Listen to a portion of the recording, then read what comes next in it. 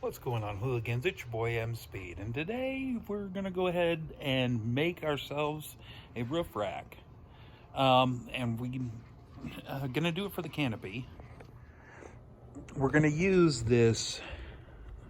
What do they call it? Unistrut or Super Strut? Picked up at Home Depot, and a bag of goodies. And I'm gonna bring you guys along for it, and hopefully we get some good footage, and I show you guys the finished product later on today. Well guys, we're actually later on in the night of the install day, working on the truck. We went ahead and got the front leveling kit done, and there's plenty of videos of that online. If you want to check those out, by all means. I went ahead and didn't videotape it because we're trying to get it done as quick as possible so we get the truck flipped around and get started on the rear. So let me go ahead and show you guys some of the updates. Here's Pebble sitting just nosed out of the garage but backed in, and gonna start working on the rear suspension, the Antileaf. So we'll go ahead and get started on that and get some pictures and some footage for you guys and show you guys what's going on there. Okay, some of the things on the back of the truck that we went ahead and wrapped up real quick was I cleaned up right here and added the Velcro and a few self-tappers to add the Nomad to the back. So once I install the Nomad, I'll show you guys. Also, the antenna mount, Rago Fabrications antenna mount. I had to slide it out a little bit so I couldn't get that bolt hole in, but with it, how it adjusted and everything, I needed room for the spring for the 4G antenna, for the weboost. Anyway, so how you do that is you just pop the tail light out here with the two bolts, or the two screws, sorry. Pop the tail light out, drills 3 holes or 4 holes if you can manage to get the 4 holes, and then it comes with a nut and bolt combo. You bolt it up, wiggity bang. Well guys, here's the Antileafs. I just pulled it out of the box. Here's the hardware. I'm gonna go ahead and cut that out, jack the truck up, and pull the rear tires off, and we'll get started. Okay guys, pardon the swamp cooler if it's a little windy, but I just wanted to show you guys. So what I undid was, of course I got it jacked up. I got the rear jack supporting the pumpkin, jack stands on the frame to let all the tension off of the suspension. Went ahead and undid the U-bolts right here and undid the strut bolt down there. So the strut's loose. I removed the U-bolt, so now you can take this bump stop off. Slide this piece out here. Lower the jack on the pumpkin down a little bit. It'll give you enough room to go ahead and add that leaf in here. I'm gonna go ahead and do that now, and then give you guys an update once I get it done. Okay, on this side, guys, a little easier, a little less wind noise. I'm picking up where I left off on the other one. Got everything disconnected, leaf separated. The overload spring has a dowel pin in it. You gotta knock that dowel pin out. It's no longer needed. Once you knock that dowel pin out, then you're gonna add this on the bottom, then you're gonna add the new spring, and then all the spacers and everything else up through here. Biggity bam. Okay guys, it should look somewhat like this when you're feeding this bolt through. The new bolt that comes with the kit. Make sure you have all your shims in the factory locations before you feed this bolt through. I'm gonna go ahead and do that now, and go ahead and get it compressed and loaded up and thread this bolt through, and then I'll show you guys the next step. Okay guys, as you can see, we got the spring compressed back together with the new bolt, the new center post bolt. Now I'm gonna go ahead and cut this off because it won't fit the bump stop. The bump stop bottoms out.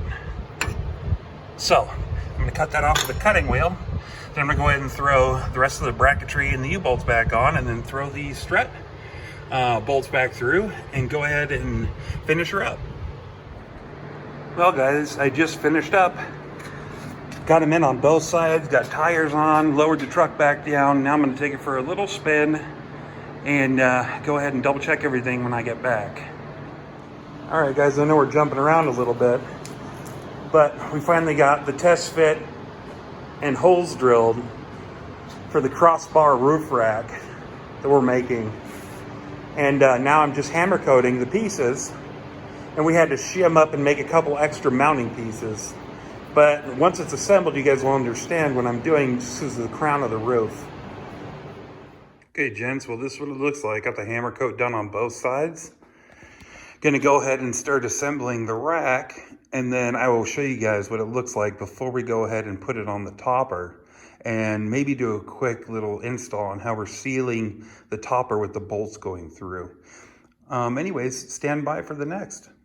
Okay guys, I'm just showing you guys up top. We got the driver's side rail installed, and what we did to weather seal is took these fender washers, 3/8 holes in them, put Bondo / 3M tape.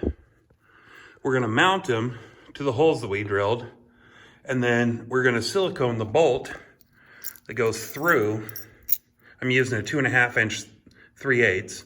It's gonna go through the unistrut, through that hole, and we silicone the threads on the way through, and it creates a nice weather seal. And then on the other side, on the inside of it, on the inside of the canopy, we use another fender washer on the inside with a nut.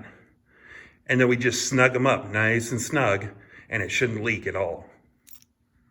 All right, so the washers are in, and now as you can tell, we had to make the brackets that the unistrut bolts to because of the curvature and angle.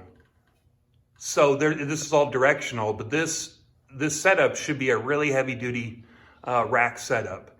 And then once we get it done, I'll go ahead and get you guys some finished footage. Okay guys, on the inside of the canopy, what I did was a fender washer here to help spread the load and help weather seal. Then I used a nut on the backside. And then what I went ahead and did was I used an extra washer and a nut here so I can use bungee straps across the back and have like a cargo net on the roof. That's an option. I did it, got a little bit extra longer bolts so I could do that. And all you do is basically just do that and then wrap. You can use bungee cords, you can use bungee rope, anything like that. And then you got yourself a roof cargo net to store fishing poles or whatever delicate stuff you might have. All right guys, there you have it. We got the crossbars installed and everything is a finished deal. Everything's squared up, weather sealed. And it's ready for either a rooftop basket. I'll be putting my recovery gear up here, being my high lift jack and my recovery boards as well. But stand by for that at a later time. All right guys, this is a quick video of the net on the inside. Just used a cargo net, a bungee cargo net that I was using. And now it's strapped up in there so I can hang important stuff from the ceiling. Okay guys, here's a view of the interior net, the cargo net, from the back of the truck. All right, gents, got the truck bed loaded back up, and I was able to install the Nomad from Topper ezlift. Now, this is just an extension that turns your tailgate into roughly 7 feet of camping area, so you could sleep in the bed of a 5-foot truck. That's what the Velcro in the bed was for. Now, this is the rough install, and I'll be adjusting it a few more times as it stretches in the heat and cold and everything else. But this is generally what it looks like. And you can close your tailgate up, and all you have to do is pop your tailgate down, pop your glass up, and then throw this rod in it. The rod is right up in here to get some of the tension. And then look, you have all that bed space. So that's the last of the mods. We're done doing the installs on the truck.